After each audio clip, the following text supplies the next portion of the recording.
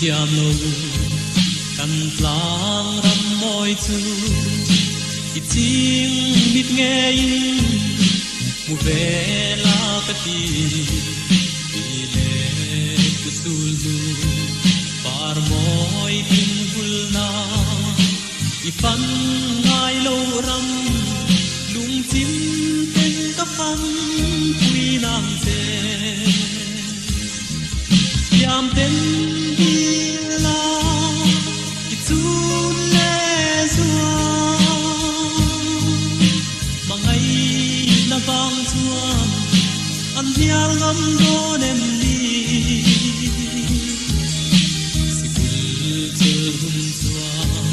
kan wang ko pui mo mu ve turin helai ma te lo zin ve ro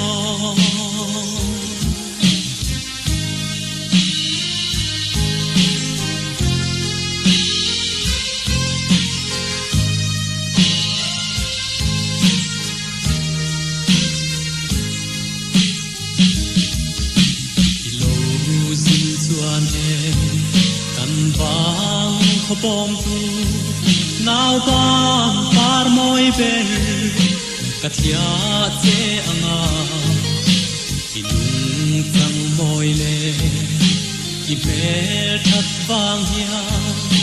kathian hui te pon an en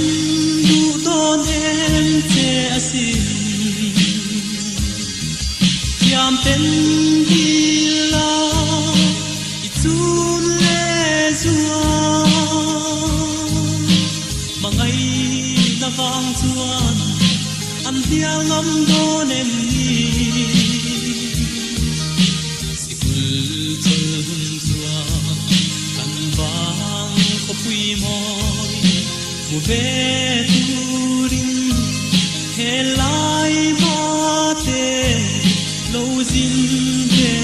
ro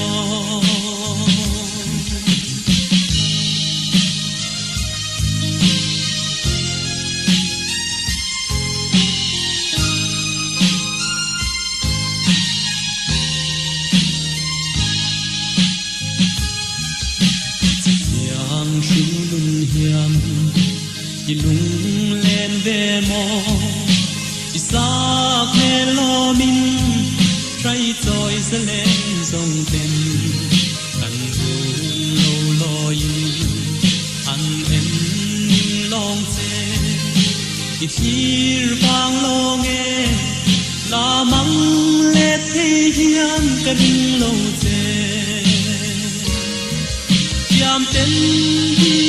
la i chun le zua mangai na bang chuan an hial ngam do nem ni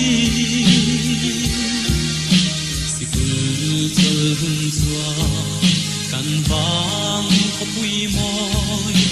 mu ve turin helai